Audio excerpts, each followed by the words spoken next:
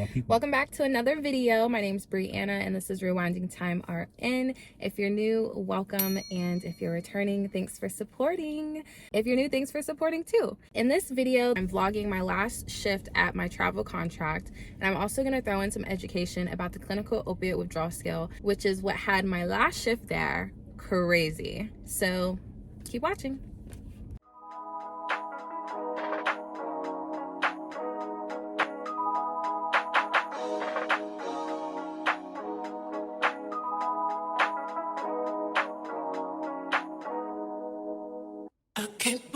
I believed everything we had was less. Young and naive of me to think she was from your past. Good morning. Today is November 9th. I'm just getting off my second night of work, and tonight is my third night in a row, but it's also the last night of my travel contract.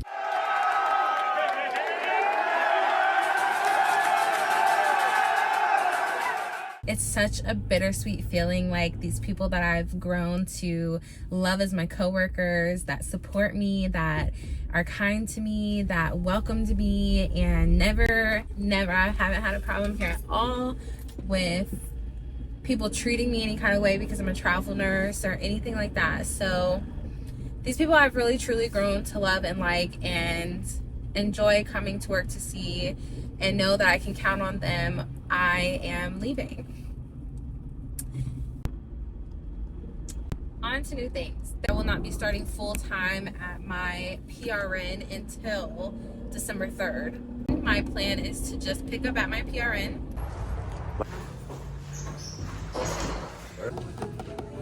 Come on now. This can't be posted, you know that, right? You can't post this.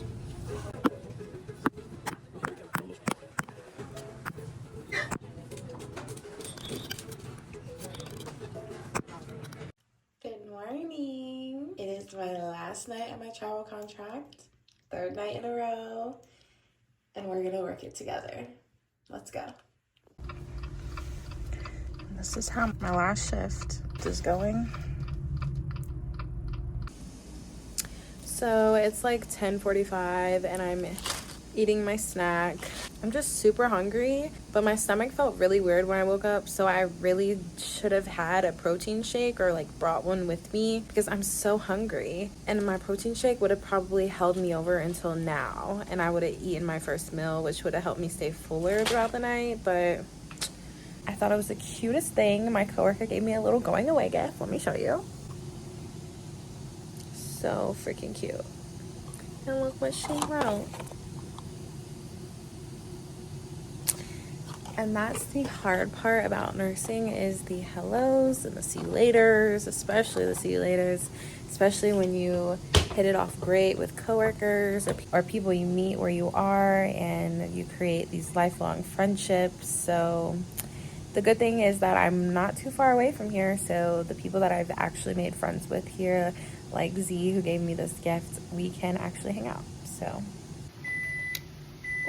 let's eat. Bye. Bye.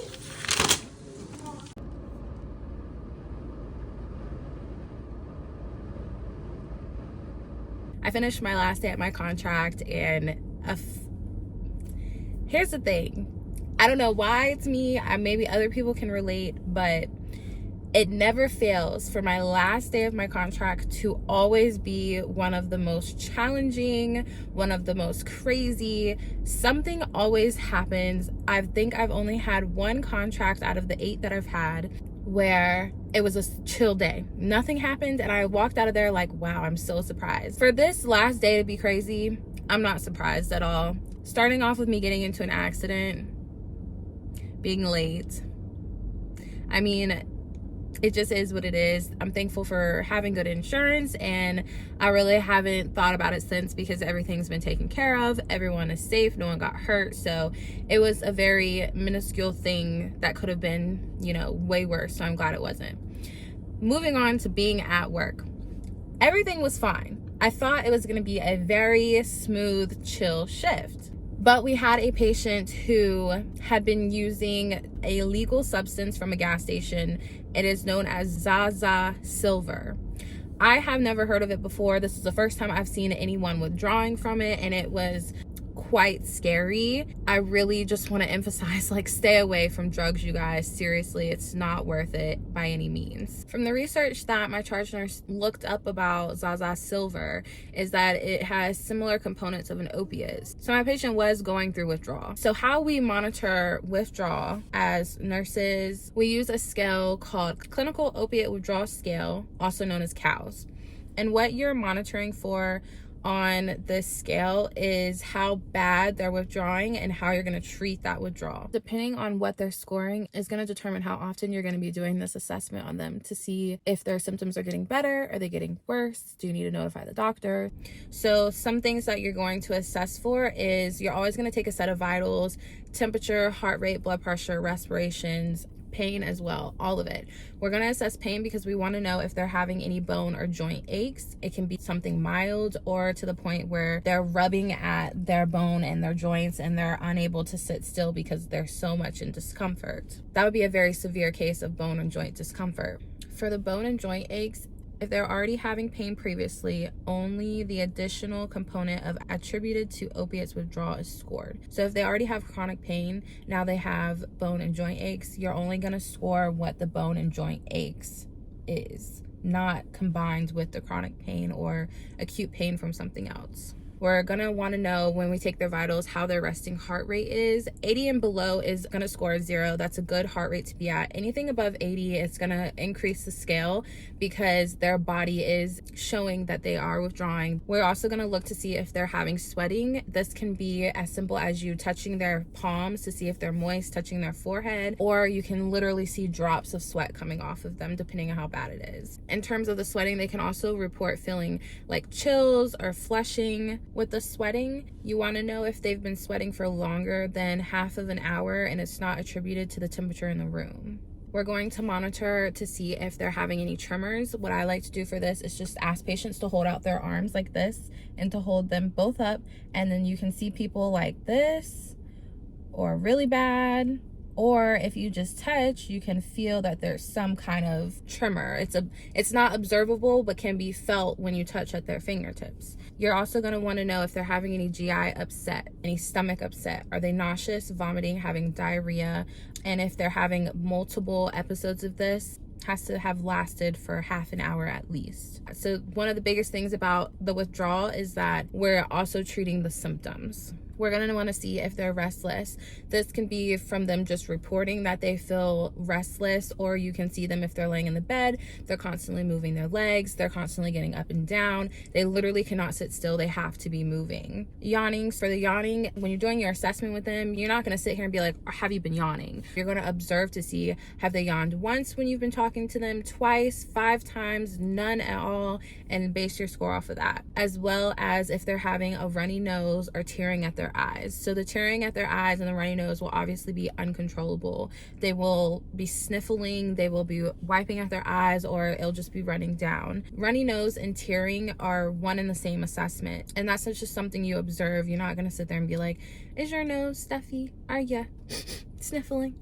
No. And you also just want to make sure that the runny nose and the tearing is not because of allergies or a cold. It's directly related to the withdrawal. It's something that's new. With the tearing eyes, it can also just be moist eyes. They don't have to be forming tears that are falling down their face. Their eyes can just be moist. You're going to want to monitor their pupil size. You're going to want to know if they have dilated pupils or if they're really pinpoint. So I like to just ask people to just open their eyes real wide and I can look at them. If it's dark, I will flash the light, and before they either shrink, when you shine the light, you can see what size they were before.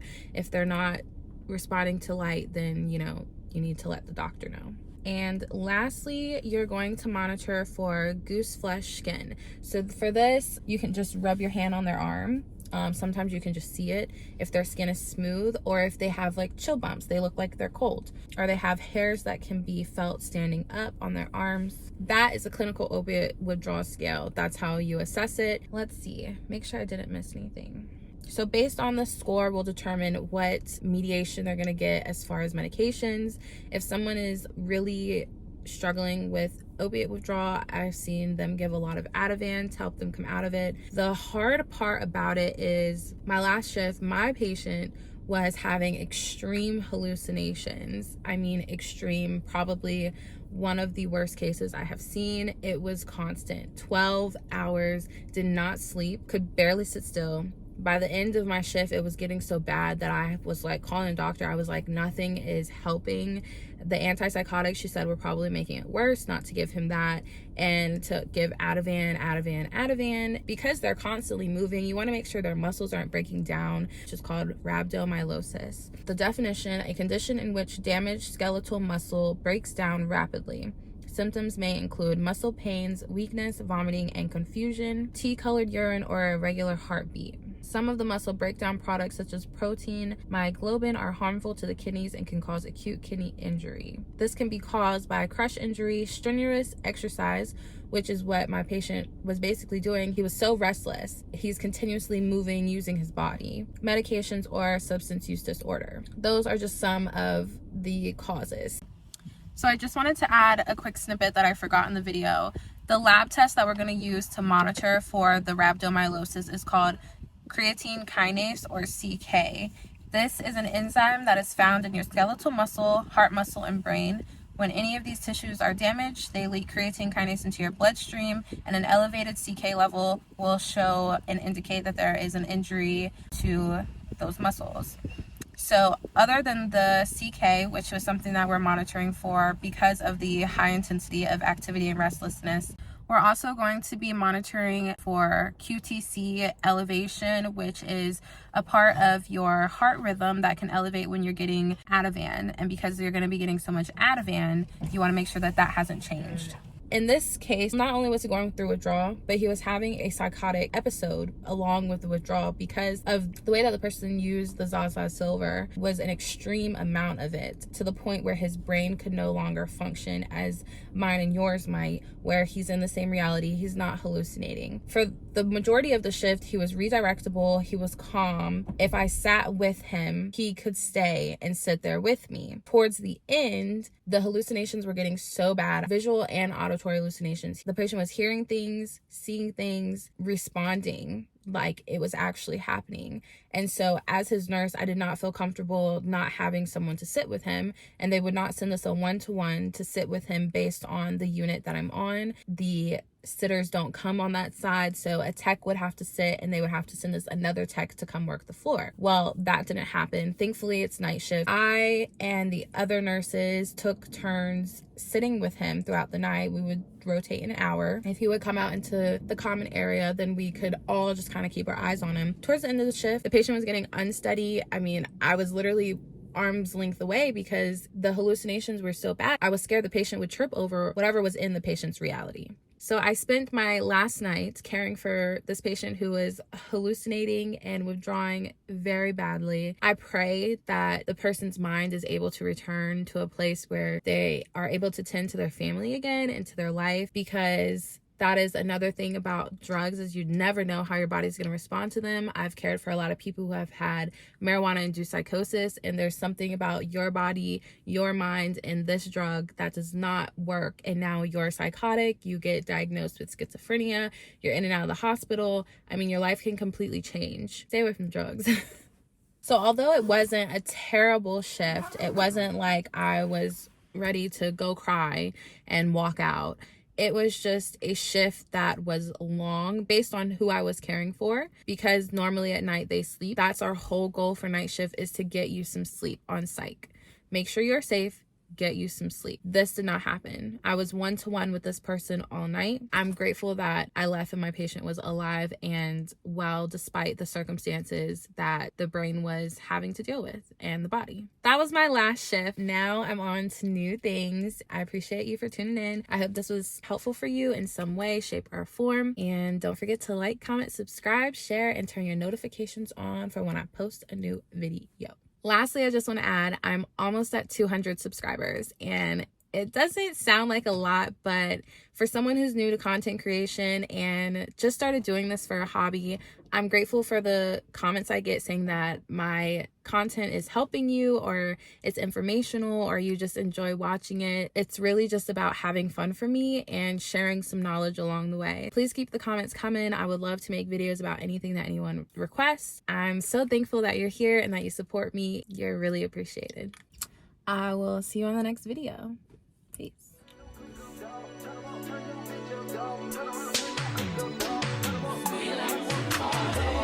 He want the scoop, she want the tea, she want the tea. I cannot speak, we keeping it street, we keeping it street. I took a loss, but you still gon' get beat.